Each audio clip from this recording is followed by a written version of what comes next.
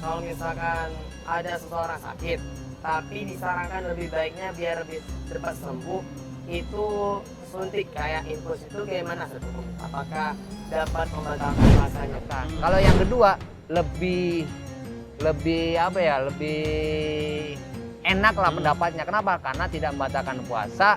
Alasannya apa? Karena suntik itu disuntikannya lewat tangan, bukan lewat lubang yang secara umum gitu. Bukan lewat mulut, telinga, hidung ya.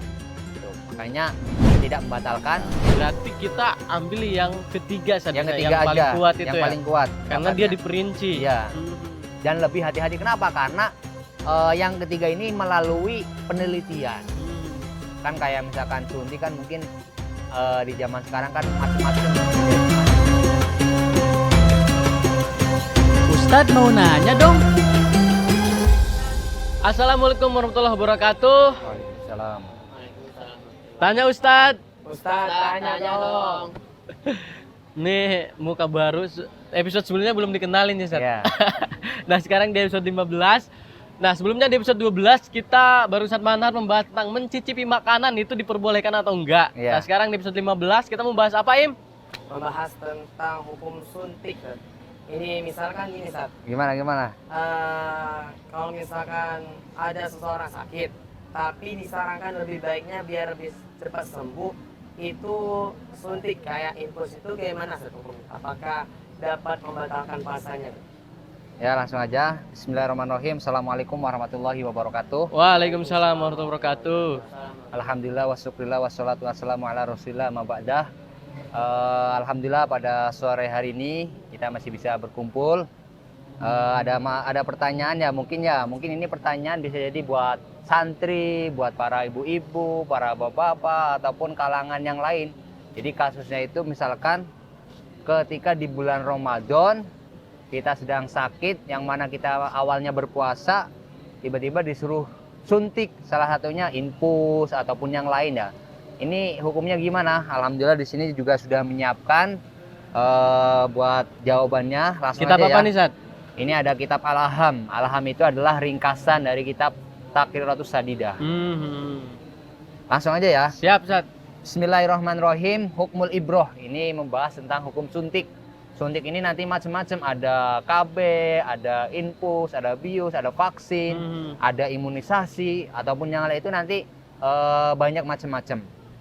Walakin ihtilafu fi ibtaliha li shaumi ala salasati aqwalin. Jadi nanti hukum suntik itu nanti ada 3 pendapat.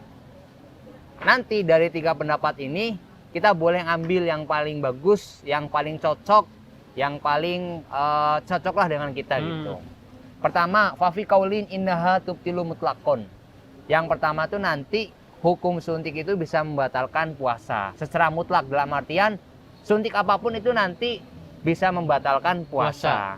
Alasannya apa? Ulama yang mengatakan batal li'annaha wasolat ilal jaufi. Karena yang pertama yang mengatakan batal karena bisa menyebabkan adanya cairan yang masuk ke dalam lubang tubuh. Jadi kan sebagaimana kita ketahui salah satu perkara yang membatalkan puasa itu kan apa? Masuknya benda, masuknya cairan, masuknya makanan ke dalam lubang tubuh.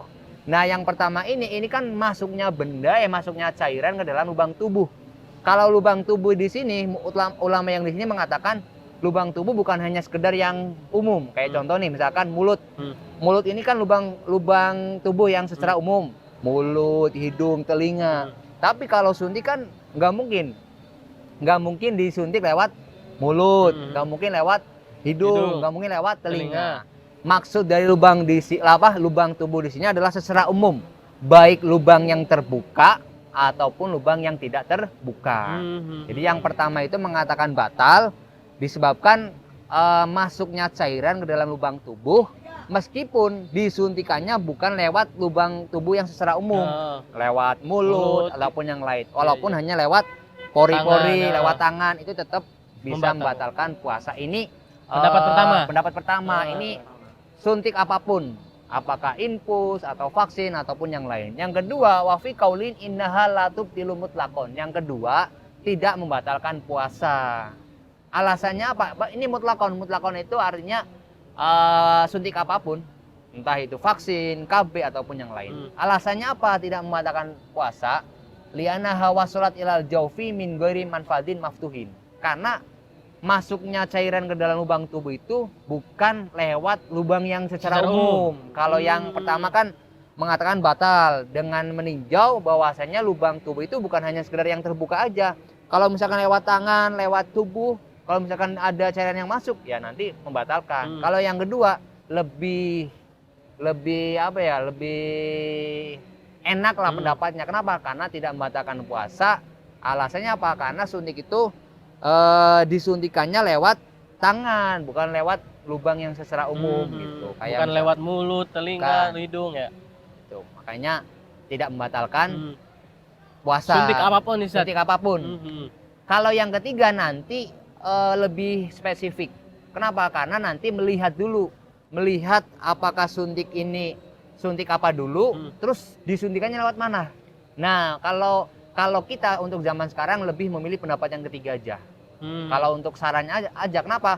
Wa fi qaulin fi tafsirun wa huwa al-ashah. Kenapa? Karena qaul yang ketiga ini adalah qaul yang paling kuat di antara qaul yang pertama. Kalau yang pertama kan dengan pertimbangan masuknya pertama batal. Karena apa? Karena masuknya cairan ke dalam lubang tubuh walaupun nggak lewat telinga, hidung. Kalau yang kedua tidak batal. Kenapa? Karena lewat lubang yang selain secara umum gitu. Kalau yang ketiga diperinci. Dan ini kaul yang paling kuat. Pertama Pak, idza kanat maghdiyatan fatubtilu as-sauma. Kalau misalkan suntikannya itu isinya suplemen itu biasanya sebagai pengganti makanan, sebagai pengganti vitamin. Itu nanti bisa membatalkan puasa. Contohnya berarti apa? Kalau misalkan ada suntikannya ini tujuannya adalah sebagai suplemen, sebagai pengganti makanan, itu nanti bisa membatalkan puasa. Contohnya apa? Infus. Kalau infus itu bisa membatalkan puasa.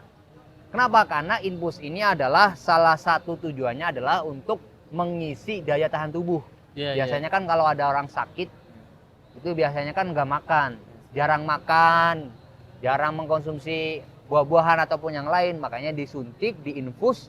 Infus ini nanti bisa membatalkan puasa. Alasannya apa? Karena infus ini adalah sebagai pengganti makanan.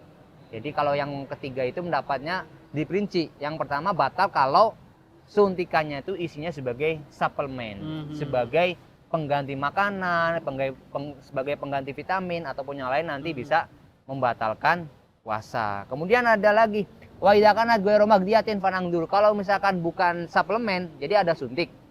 Tapi tujuannya bukan untuk suplemen sebagai pengganti makanan, contohnya sebagai obat, nanti diperinci. Kalau suntikannya itu diperuntukkan sebagai pengganti makanan atau sebagai suplemen, itu membatalkan. Kalau suntikannya ini nanti bukan suplemen, contohnya sebagai obat-obatan, nanti diperinci. Diperincinya gimana? Idza kana fil uruqi al mujawwafati wa hiya al auridah fatubtilu. Kalau misalkan nanti ada suntikan, kemudian suntikannya ini isinya adalah obat-obatan, bukan suplemen sebagai pengganti makanan, nanti bisa membatalkan kalau misalkan lewat pembuluh darah fil uruqi al mujawwafah nanti bisa membatalkan puasa. Lewat pembuluh darah, contohnya itu biasanya bius. Bius itu kan kalau orang biasanya kalau mau dioperasi biar nggak sakit, itu kan biasanya dibius dulu. Bius itu kan bukan untuk pengganti makanan, sebagai apa ya? Sebagai pengganti agar kita orang yang sakit itu tidak kerasa kalau dioperasi gitu. Nah, biasanya bius itu disuntikannya lewat pembuluh darah. Kalau lewat pembuluh darah nanti bisa membatalkan puasa. Kalau yang selanjutnya wa idza kana fil adoli wa hiya al uruqu ghairul mujawwafah fala tubtilu. Kalau misalkan nanti ada suntik, kemudian suntikannya itu isinya bukan suplemen, bukan pengganti makanan tapi obat-obatan, nanti tidak membatalkan puasa kalau disuntikannya itu lewat otot. Biasanya itu KB, vaksin, imunisasi, itu disuntikannya lewat otot. Lewat otot, bukan lewat pembuluh darah. Bukan. Jadi secara tidak langsung bisa diambil kesimpulan dari keterangan ini, hukum suntik ada 3. Yang pertama batal. Karena apa? Karena meninjau sampainya cairan ke dalam lubang tubuh walaupun bukan secara umum. Kalau yang kedua tidak batal walaupun ada cairan yang masuk ke dalam tubuh. Kenapa? Karena bukan lewat jalur yang umum kayak mulut gitu. Kalau yang ketiga ini diperinci dan ini kaul yang kita pegang, bisa bisa disampaikan ke yang lain. Kalau misalkan yang ketiga itu kaul yang kuat, kalau suntikannya tujuannya untuk sebagai suplemen, sebagai pengganti makanan, baik jalurnya lewat pembuluh darah atau lewat otot, kalau batal. Sebagai pengganti makanan itu bisa membatalkan puasa. Contohnya adalah infus. Kenapa? Infus itu biasanya digunakan untuk sebagai pengganti makanan. Kalau yang kedua dari kaul yang ketiga hukumnya diperinci. Kalau suntikannya ini sebagai obat-obatan, kemudian disuntikannya lewat pembuluh darah, nanti bisa membatalkan puasa. Kalau tidak lewat pembuluh darah, lewat otot, nanti tidak membatalkan puasa. Berarti kalau misalkan lewat pembuluh darah itu bius. Kalau KB, vaksin, imunisasi, kemarin di bulan Ramadan apa? Kalau kita mau biar selamat, divaksin. Oh iya. Divaksin kan, itu tidak membatalkan puasa. Kenapa? Karena tujuannya sebagai obat-obatan. Dan lewat otot dan lewat otot juga gitu. Kalau andaikan nanti disuntikannya lewat pembuluh darah, nanti bisa membatalkan puasa. Berarti kita ambil yang ketiga saja, yang ketiga paling aja, kuat itu yang ya. paling kuat. Karena dia diperinci. Iya. Dan lebih hati-hati. Kenapa? Karena yang ketiga ini melalui penelitian.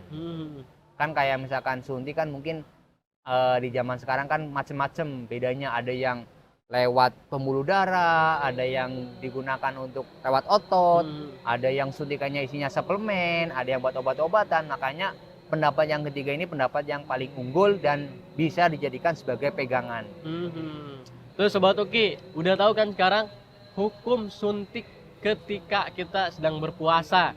Ada 3 pendapat ya, Sat. Yang pertama itu membatalkan puasa secara mutlak. Iya. Kemudian yang kedua itu tergantung lewat mananya ya, Sat. Kalau yang kedua tidak batal. Tidak batal karena disuntikannya tidak melalui lubang yang umum kayak mulut, hidung, telinga dan lain-lain. Jadi misalnya kita disuntiknya di tangan atau di bagian tubuh yang lain, itu tidak membatalkan puasa. Kemudian pendapat yang ketiga ini yang paling rinci ya, Sat. Yang paling kuat karena diperinci. Diperinci itu dibagi ada berapa, Sat? Ada dua. Kalau tujuannya suplemen, pengganti makanan semacam infus. Nah, intinya buat apa? Biar badan kita seger kuat. Nah, itu tidak boleh dan batal puasanya. Dan itu bisa disuntikan di pembuluh darah. Enggak, itu umum. Kalau buat suplemen baik itu pembuluh darah itu secara atau umum. otot itu bisa membatalkan. Kenapa? Karena sebagai pengganti makanan. Oh iya, karena intinya kalau misalnya sebagai pengganti makanan mau lewat manapun itu tetap batal. Kalau yang kedua yang lewat tujuannya sebagai untuk obat-obatan. Nah, baru diperinci nanti. Itu diperinci lagi. Nah, untuk obat-obatan itu kalau misalnya lewat pembuluh darah itu batal. Kalau misalnya lewat otot itu tidak batal. Contohnya, Sat, yang pembuluh darah tuh? Contohnya bius. Nah, berarti itu tidak boleh. Tidak boleh. Kenapa? Karena disuntikannya lewat pembuluh darah. Gitu. Yang lewat otot vaksin, KB, imunisasi berarti itu boleh. Dan tidak membatalkan puasa. Oke, Sobat Uki, udah tahu kan? Kalau misalkan kurang paham, diulang lagi videonya, oke? Nah, habis ini, karena ini udah kayaknya waktunya udah ini ya, Sat, udah habis. Ada pembahasan selanjutnya sebetulnya dari netizen nanti yang akan ditanya oleh Arkan, Sat, di episode selanjutnya. Oke, Sobat Uki, jangan lupa yang mau tanya langsung aja DM di Instagram Uki TV, PM Uki, dan Instagram Ustadz Manhar Zain Zazuli. Untuk episode ke-15 kita cukupkan sampai di sini. Wassalamualaikum warahmatullahi wabarakatuh. Waalaikumsalam. Ustadz mau nanya dong.